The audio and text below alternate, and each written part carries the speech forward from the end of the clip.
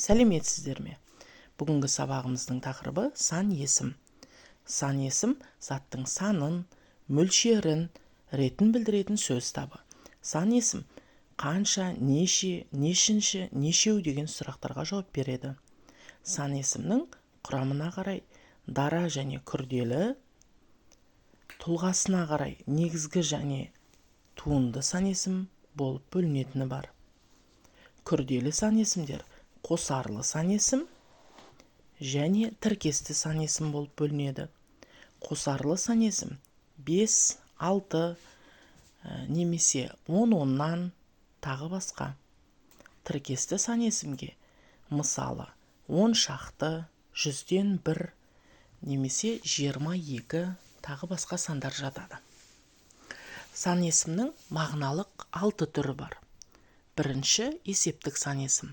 Заттың нақты санын білдіреді, қанша, неше деген сұрақтарға жауап береді. Мысалы 150, 35 тағы басқа. Екінші реттік сан есім. Заттың саналу ретін білдіріп, нешінші деген сұраққа жауап береді.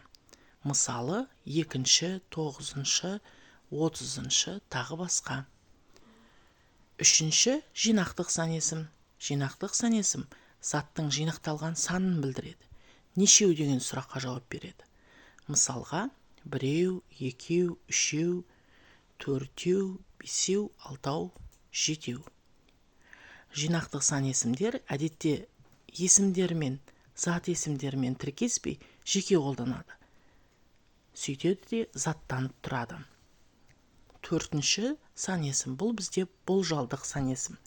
Болжалдық сан есім заттың санын дәл айтпай болжап көрсетеді. Мысалы, ондаған, жүздеген, жуық, тарта, таман сынды есептік сан есімдердің жалғануы арқылы жасалынады. Топтау сан есімі. Топтау сан есімі заттың санын жекелеп емес топтап көрсетеді. Нешеден, қаншадан деген сұрақтарға жауап береді. Мысалы, 2-ден, 100-ден, 10-10-нан тағы басқа. Бөлшектік сан есім заттың бөлшектік санын білдіреді. Мысалы, жарты, 10-нан 1, 2-ден 5 тағы басқа. Сан есімнің өзінің жазылуда емлеге сай үлгісі бар. Үлгіге қарап, біз сан есімнің емлесін білеміз. Сан есім сөйлемде бастауыштың, толықтауыштың, анықтауыш, пысықтауыш, баяндауыштың қызметін атқарады.